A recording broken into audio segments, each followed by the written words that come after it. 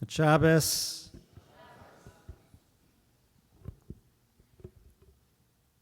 I have to say, on a personal note, we're blessed to be friends with Carrie and Eric. And Levi, you made all of us very proud, but someone who has known you all your life and known you as a friend, and our kids are friends, it's really an overjoy moment.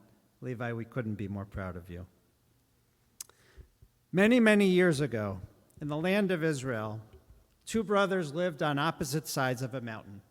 One brother lived completely alone. The other brother had a huge family, a wife, daughters, and sons. These two brothers were close, but they didn't see each other very often, but they cared for each other. At the harvest season, they began to think not just about themselves, but about each other. The brother who lived all by himself thought aloud, "I'm concerned about the well-being of my brother. He has so many children and his wife, so many mouths to feed. How will they all get by? I should bring them some of the yield of my crop. Maybe I can help them out at a time when they need a little something more." Now, without realizing, on the other side of the mountain, the brother with the big family began to think of his brother who was all alone. And he thought to himself, "I have so many hands to help work my fields. I have my daughters and my sons, my wife. All together, we can harvest so much yield. But my brother on the other side of the mountain, who will help him? Who will look out for him? I could use some of my own harvest to get by, and I can give some to my brother." Now it happened on the same night, each brother took a bit from their bounty, put it into a bag, and each of them walked quietly up the mountain. And although one moved one way to the mountain and one moved the other way to the mountain, neither saw when they crossed paths in the darkness of the night. They both ended up at the foot of the mountain on the other side, placed their bags on the doorposts of their brother, and quietly walked home. Because it was night, neither brother realized what was happening. They both went to sleep. And when they woke up in the morning, what did they see? Suddenly, there was a bag at their door with the same amount of crop that they had given to their brother, magically replaced at their own doorstep. Each of the brothers assumed that this was a miracle from God, a gift of thanks for having taken care of someone else with kindness, with respect, with dignity, with kavod, and they thought nothing more of it. But knowing that next night their brother might need help again, each packed up another bag, walked over the mountain, and just as it had happened before, neither brother saw the other in the dark. Day after day, night after night, it went this way until it was a full moon. It was Tu B'Av, the 15th of Av, when the night sky was fully lit by the light of the moon. That night, each of the brothers packed up their yield in their bag, lifted it upon their shoulders. Because the moon was so bright, when they reached the apex of the mountain, they saw it was the other brother who was coming towards him. Noticing the sacks in each of their hands, they realized what had been happening for so long. They dropped their food. They ran towards each other. Just at the highest point of the mountain, they embraced, feeling thanks that the other was in their life. The story ends with this moral. It was this very spot that God picked for the holy temple to be built.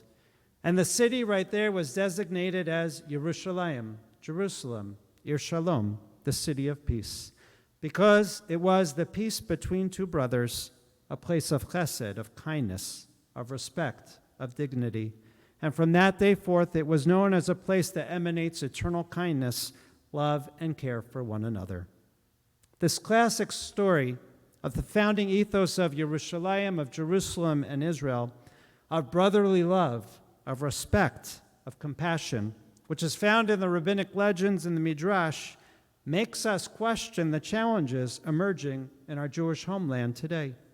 Modern-day Israel, this very moment, with this week's repeal of the reasonableness clause in the Knesset, with the ongoing discussion of judicial reform, with now 28 weeks of protests that are gathering hundreds of thousands of Israelis, a full spectrum of Israelis, from secular to religious, from all backgrounds, and even all faiths.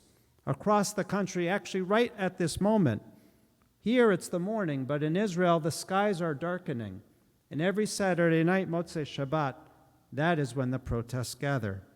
There's the question of reserve pilots who were refusing to serve, of Israel's president, Isaac Herzog, continuing to be a leading voice for dialogue, openness, and compromise. As we question who will listen, is Israel that city of brotherly love, eternal kindness, and compassion, of listening to each other? Is it perhaps the model that we can learn as Levi taught us about the mezuzah? Levi said that the mezuzah always stands at an angle when we walk inside the door. But Levi, as we were preparing our Devar Torah, you taught me the tradition, why actually the mezuzah faces in. This is what Levi said. It's the traditional understanding that actually there was a disagreement, a rabbinic debate. How should we place the mezuzah on our door?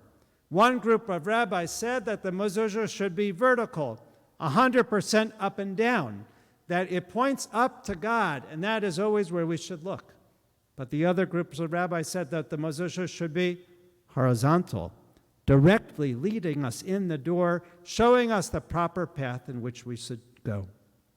But the answer is, of course, the way that we put our mezuzah, and that is a compromise. The mezuzah is not upright. The mezuzah isn't horizontal. The mezuzah is at an angle.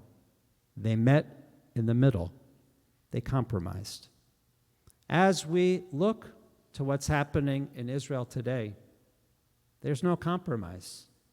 Our people are not talking face to face. As the Torah says, the Ten Commandments were given by God to us, panim bepanim. That's what Levi read in his aliyah, the seventh and last aliyah today, that God spoke to us face to face. And that's the model that we should strive as people, as human beings, as Jews, and for Israel. That people should listen to each other, panim bepanim, face to face, to talk and to compromise. This Shabbat is known as Shabbat Nachamu, the Sabbath of consolation, the Shabbat of comfort, following the saddest day on our Jewish calendar, Tisha B'Av, which recalls the destruction of the two temples in Jerusalem, the exiles, the Spanish Inquisition, and other calamities.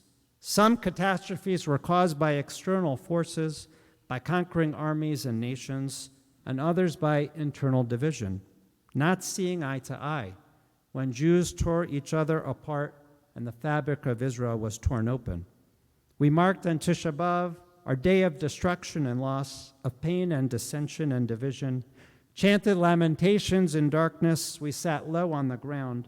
But now our calendar has turned its page. We lift up. We rise up from the ground to begin a 7-week climb to the high holidays. Exactly 7 weeks from today, we'll be right here to celebrate Rosh Hashanah, the new year, together, with new opportunities for redemption, for hope and rebuilding, picking up the broken pieces, challenging to begin again, an opportunity to better ourselves, our world, and even Israel.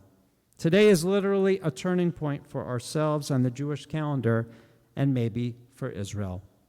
In this week's Parsha, when we read the Shema, the most important prayer that we say, the 6 words, are Creed, Shema Yisrael, Adonai Eloheinu Adonai Echad, Hear, O Israel, Adonai our God, Adonai is one. Of course, this is our statement of monotheism, our belief in one God, the first prayer we teach our children, the last prayer we say when we die. But the Shema is more than simply a statement of faith, even more than a verse in the Torah or a prayer that we say every morning and every night. The Shema is a guide for how we live. The word Shema means more than just hear. Shema means listening. For hearing is an involuntary act, but listening is something different. It is active.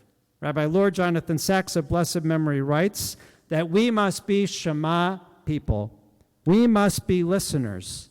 And listening lies at the heart of every single relationship. Listening doesn't mean agreeing, but listening means caring. It means listening to another person with a full heart, b'chol levavacha, with all of our heart. So as we raise ourselves up from the ground, following the morning of Tisha B'Av, recalling ancient destruction and division, can the Shema be our guide and the guide for Eretz Yisrael, for the Jewish homeland? Can the Shema, which teaches us not just to hear, but to listen to each other, to open our ears and to compromise, like the angle of the mezuzah. For us as proud Zionists here in Cleveland, what can we do? What is our job right now? It is to educate. It is to follow what's happening in Israel. It's also to stand up and to speak out, for we must push Israel to listen to each other. Our job is to raise our voice, that Israelis must listen to each other, so that we can fulfill the final word of the Shema, Echad, one, Achdut, unity and solidarity. May Israel be not filled with conflict, but be filled with compromise. May Israel open its ears so that they listen and hear each other, and so they can truly be one people, as our Siddur says this about the Shema. Our Siddur says this: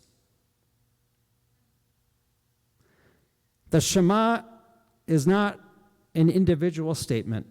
The Shema speaks to every single Jew, a collective of people Israel, reminding us that we are a people united by the same values, nurtured by our own sense of peoplehood.